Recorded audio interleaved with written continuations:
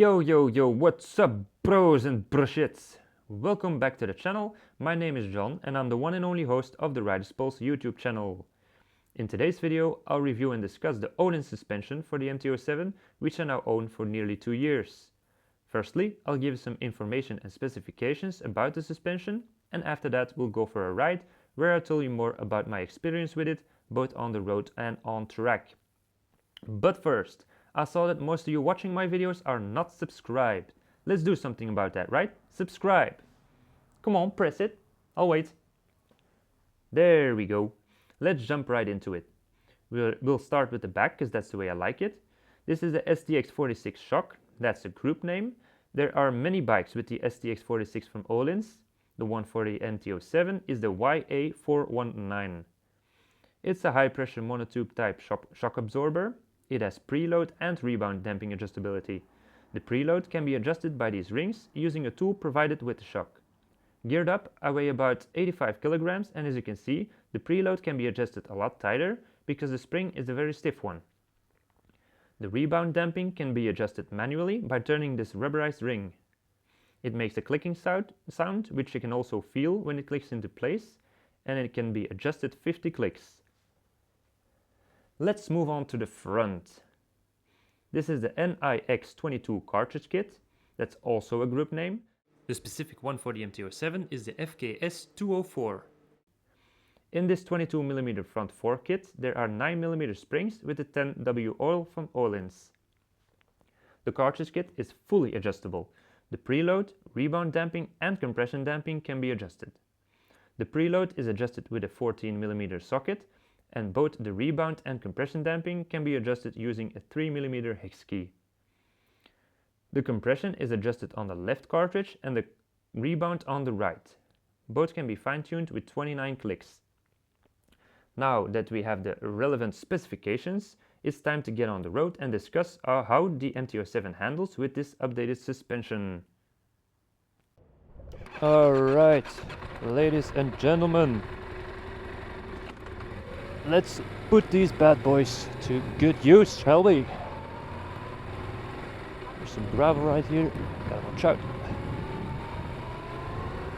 Alright. Well,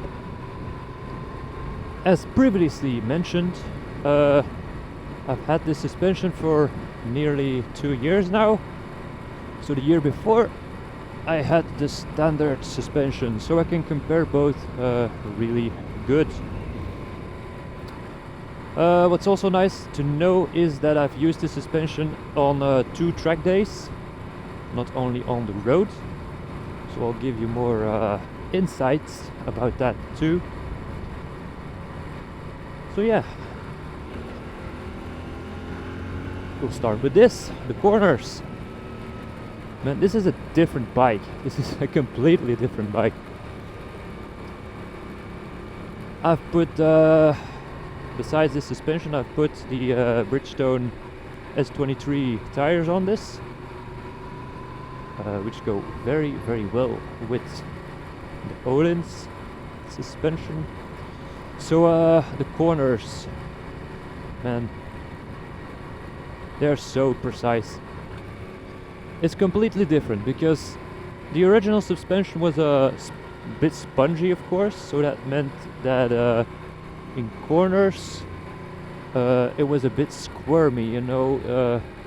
You wobbled, I wobbled a little bit. If I took a line, it didn't really stick with it, and with this suspension it's completely different. When I pick a line, it's on rails. It's just perfect.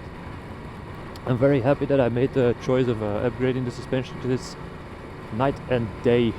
It should have come this way, you know, with some good suspension. Maybe it's a cool idea for Yamaha to put out a SP version of the MT07, because pretty much this is an MT07 SP. It should have come with with these really nice springs and with the screen too.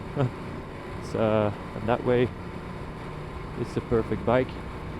Those are the most important upgrades I've done. So the corners are very stable, very precise. I don't feel squirmy. No, it feels very good. On track, I've also noticed that when accelerating and braking hard, also that feels very different, because the springs, both in the front and in the back, are, you know, just better. They are they offer a lot of control, and of course adjustability. More about that later. But when accelerating really hard after a corner, I don't feel the tire slip. And same thing when I brake hard in the braking sections. It's you know, the front doesn't dive as much, so because of that the ABS doesn't kick in as fast, because it keeps a better contact with the tarmac. Alright, let's see. Come on, go.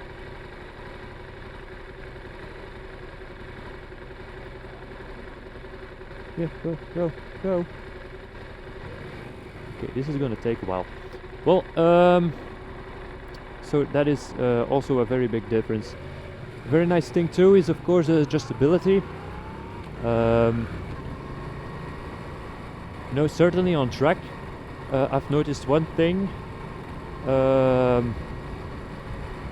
In a very specific section, my front ABS kicked in. So next session I was able to adjust the compression damping, made it damp a little bit more, and there, problem solved. Well, it's very practical, very handy to have a suspension that you can adjust on the fly. And I tell on the fly, say on the fly, because most of the adjustability can be done with little or no tools. For example, for the front, can you see it? Nah, you can't see it. The preload and the the compression damping and the rebound damping are adjusted with a 3mm hex key, but it's also just possible with a little bit. So I just took a bit with me, a 3mm bit, and you can twist it with your fingers, you know. You don't need a tool, really. Don't need any bigger tools, so that's also something very nice. Of course, for the preload you need your wrench and socket. For the back, same thing, you need the Öhlins tool, but also for the back the rebound damping can be adjusted with by turning a rubberized ring, so you don't need any tools with that either. So you just need a socket and a wrench and the Öhlins tool, and that's it. You can oh, and the bit, of course, and then you can fine-tune the entire suspension of the bike. So it's very practical. Certainly on track days, when you notice something, you can just adjust it before the next session. And of course, with your original suspension, you didn't have that much of a choice. You just needed to ride with what you had, you know. If you certainly with the front, the original front suspension, if you notice something off, if you notice something bad, which is a lot, of course, well, you can't change it. You just need to ride with it, you know. So I don't have that problem anymore. But those two things, the acceleration and the braking, also apply, of course, to road use. But no, it doesn't happen that often that I have to brake really hard. Accelerating from time to time is fun, of course. So also that is a lot more controlled and precise, and I very much love it. This is the biggest upgrade I did to my MT07, and I did quite a few. So yeah. Well, there you have it, guys. I hope I could help some people by offering this information. See you in the next video, and ride safe.